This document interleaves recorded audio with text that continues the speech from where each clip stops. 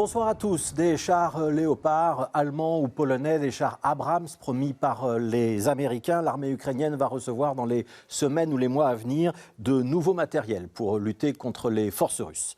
Alors pourquoi ces livraisons sont-elles si importantes? Serviront-elles à mieux résister ou à lancer des contre-offensives? Pourquoi la Belgique n'a-t-elle pas envoyé les vieux chars Léopard qui sont sur son territoire? Et y a-t-il avec l'envoi de ce matériel plus moderne et plus performant un risque d'escalade? Ce sont les questions que nous allons nous poser ce soir dans Plus d'actu. Voilà, et pour répondre à ces questions, deux invités. Nicolas Gosset, vous êtes chercheur à l'Institut Royal Supérieur de Défense. Bonsoir. Bonsoir, monsieur. Et André Flahault, député socialiste, membre de la commission défense à la Chambre et ancien ministre de la Défense entre 1999 et 2007. C'est bien ça? Exact. Merci André Flahault d'être avec nous. 14 chars allemands, 14 chars polonais. On parle de 31 chars américains, des chars Challenger aussi avec les Britanniques. Des livraisons des pays scandinaves. En total, on arrive à une centaine de chars. Nicolas Gosset, est-ce que ce sont juste des annonces politiquement spectaculaires ou est-ce que ça peut avoir un impact significatif sur le terrain militaire dans les mois à venir? Alors, ça en aura un potentiellement lorsqu'ils seront là. Et le temps que ce matériel arrive, dans des quantités qui ne sont pas toujours clairement définies encore, il y a des pays qui ont avancé des chiffres clairs, d'autres qui sont plus fluctuants. Ça va prendre, pas des semaines, des mois, non pas tant pour l'arrivée, mais pour que tout le système de maintenance, la logistique, l'apprentissage, la capacité des Ukrainiens à les piloter et, in fine, à les mettre sur la ligne de front. Donc voilà, lorsqu'ils seront là, et lorsque, au minimum, il y aura 2 brigades constituées, c'est-à-dire 140-150 chars, c'est de nature à faire la différence sur le terrain. Ça prend du temps, notamment la formation, apprendre à piloter, à utiliser ces chars, mais aussi à s'en servir.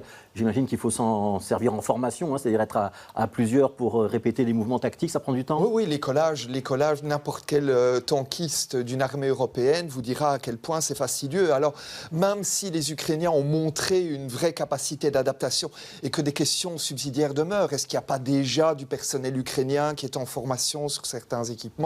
Voilà, moi je n'ai pas de réponse à ces questions, mais de toute manière, ça prendra au minimum 2 gros mois. Au minimum, en compactant les choses. Et sans doute encore plus pour les chars américains qui n'arriveront pas tout de suite. Je me tourne vers André Flahault.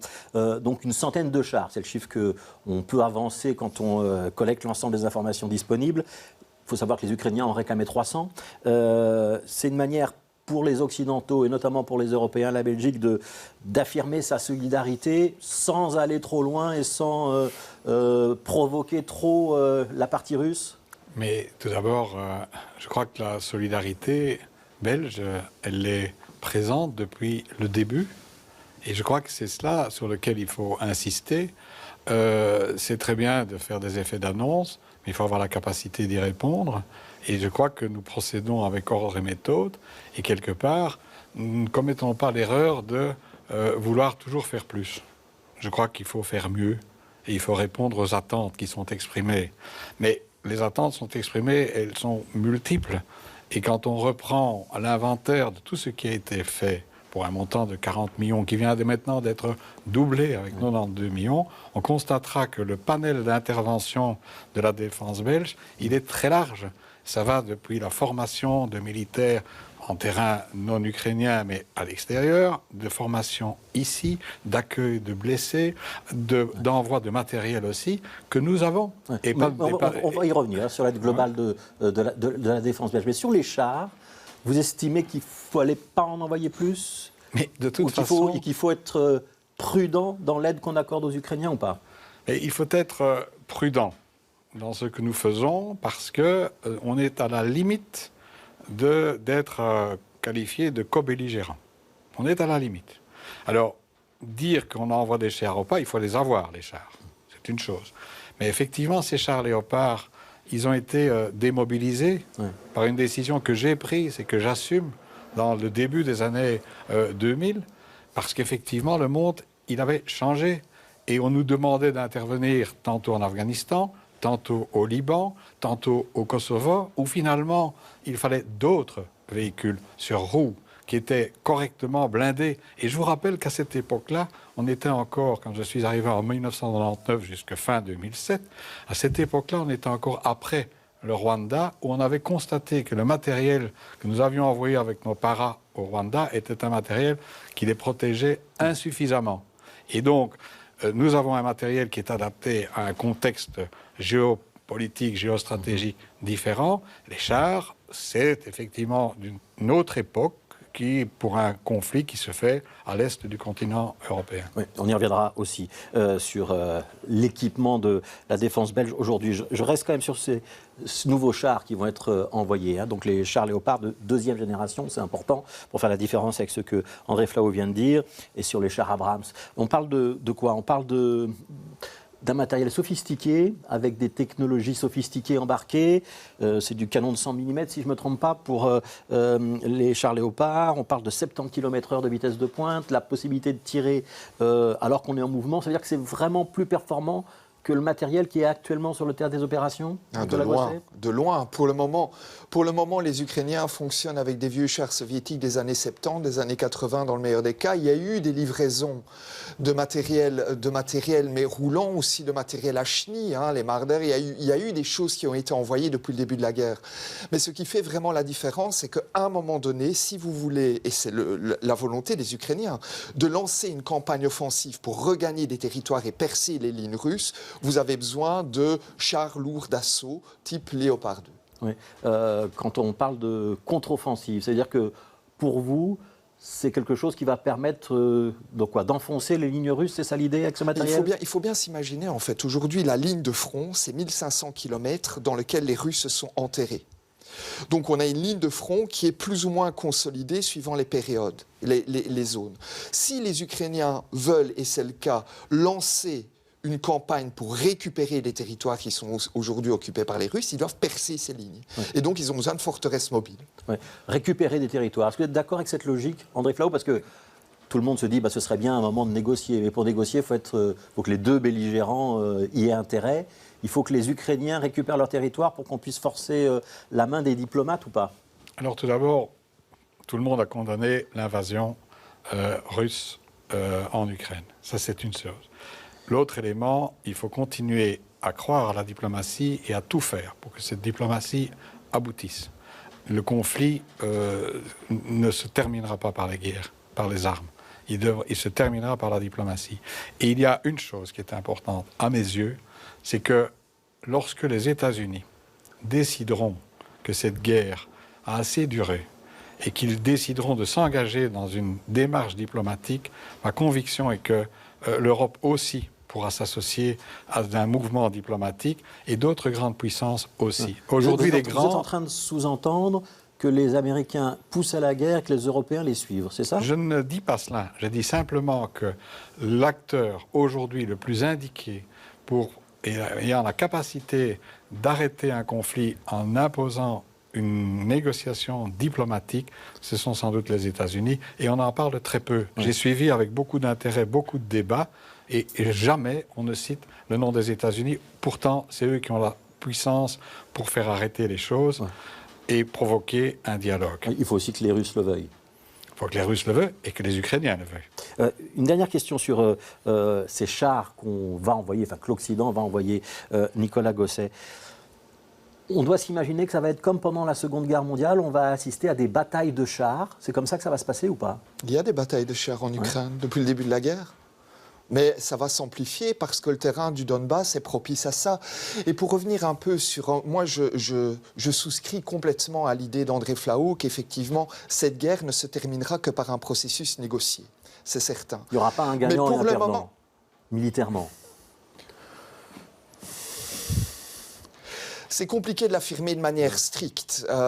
Il y aura, de toute façon, si on part vraiment du point de vue strictement militaire, on peut considérer que la Russie est déjà perdante, puisqu'elle a raté son objectif global. Mais il faut bien réaliser que nous sommes maintenant dans une situation où, même si les États-Unis appellent Vladimir Poutine à négocier, Vladimir Poutine ne voudra pas négocier parce qu'il considère que le socle minimum qu'il cherche à atteindre n'est pas encore accompli.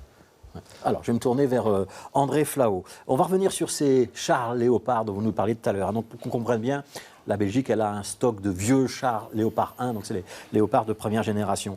Denis Ducarme, député du mouvement réformateur, a suggéré qu'on les envoie aussi en Ukraine. Vous avez bondi. Pourquoi? Parce que ce qui est excessif est insignifiant. Ce qui veut dire? Je ne crois pas à ces effets d'annonce. Je crois qu'effectivement, il faut prendre en considération tout ce qui a été fait jusqu'à présent et honnêtement, objectivement le reconnaître et pas s'engager comme ça dans des déclarations qui sont des déclarations sans lendemain. On sait très bien que les chars qui sont là, et on a vu certains débats où ils devraient être reconditionnés, rééquipés, renvoyés, j'espère que d'ici là, la guerre sera finie. Ouais. Et ce sont des vieux chars qui sont plus tout à fait opérationnels. Vous assumez le fait qu'aujourd'hui, en Belgique, la défense n'a plus besoin de chars, parce que vous avez dit tout à l'heure, on a pris la décision effectivement de ne pas commander de nouveaux chars. C'est quoi? C'est l'idée qu'on est protégé ou c'est l'idée qu'on est au sein de l'OTAN et de l'Union européenne et qu'on se répartit les efforts différemment? C'est-à-dire qu'on ne sait pas faire tous la même chose. Il faut effectivement se répartir les charges et les missions. Et quand l'on dit que la Belgique n'a pas investi, si, entre 1999 et 2008, sous les deux gouvernements Verhofstadt, on a beaucoup investi. On a renouvelé le matériel de terre, on a renouvelé le matériel marin, on a renouvelé le matériel aérien, les A400M, et on a effectivement été réservé pour l'achat des F-35. Exactement. Aujourd'hui, le gouvernement qui a suivi a acheté les F-35. C'est peut-être pas le meilleur choix qui existait. Mais quelque part, aujourd'hui, il y a une grande discussion. Comment articuler et l'OTAN et la défense européenne? Et mon sentiment aujourd'hui, et encore à la lecture de dernières déclarations du secrétaire général, du président du Conseil européen, de la présidente de la Commission, on n'a pas entendu M. Borrell, le responsable de la politique internationale. Ma crainte est que la défense européenne, elle n'existe plus. Elle ne se fera pas parce que nous sommes aujourd'hui, avec les événements de l'Ukraine, sous une coupole forte, certes, de l'OTAN. Et ce n'est pas équilibré, en quelque sorte. Ouais. Je vous interroge quand même sur la décision annoncée par le Conseil des ministres gouvernement fédéral la semaine dernière. Donc c'est 92 millions qui double l'effort qui avait été consenti jusque-là. Ça comprend des missiles anti-aériens, des mitrailleuses, des grenades, des munitions. C'est ça que la Belgique doit faire ? Mais c'est ce que nous disposons et ce que nous pouvons faire. Ouais. Et la Belgique a toujours répondu présent, solidaire, en fonction des moyens qui étaient les nôtres pour agir de façon efficace et rapide. Ça ne sert à rien de faire des promesses que l'on ne peut pas tenir. Nous faisons aussi de l'aide humanitaire, nous faisons de l'accompagnement. Et puis, il n'y a pas que l'Ukraine. Il n'y a pas que l'Ukraine. Ma préoccupation aujourd'hui, c'est que le monde, il est instable et que l'on ne parle que de ce conflit qui est à l'est de notre continent, parce que c'est tout près, m'a-t-on dit. C'est à moins de 2000 km, malgré tout. Mais oui, mais parce que c'est tout près, on est inquiet. Et la crainte, c'est un effet domino, qu'après l'Ukraine, la Russie puisse lorgner, par exemple, sur les pays baltes. Non, j'ai entendu M. Klaas hier dire cela. Vous savez, il y a une autre contre-vérité qui dit que la Russie est venue aux portes de l'OTAN. Historiquement parlant, ce sont les pays de l'OTAN qui sont allés aux portes de la Russie. C'est les élargissements successifs. Ça veut dire qu'on a une responsabilité dans ce qui est en train de se passer. C'est les élargissements successifs de l'OTAN et de l'Europe qui font qu'à un certain moment, la Russie était nez à nez avec la Pologne. Et donc ça, c'est un premier élément. L'autre élément, c'est qu'il n'y a pas que ce conflit-là. Il y a d'autres conflits qui ne sont pas si loin que ça. Regardez aujourd'hui ce qui se passe entre Israël et la Palestine. C'est autrement inquiétant. Regardez ce qui se passe à l'est du Congo. Et là, la Belgique a aussi un rôle à jouer. Et nous avons aussi, comme militants pour la paix, nous avons aussi à nous préoccuper de ce genre de situation et ne pas délaisser ou être désintéressés de ces situations parce que c'est plus loin que chez nous et qu'on ne voit peut-être pas des images tous les jours à la télévision.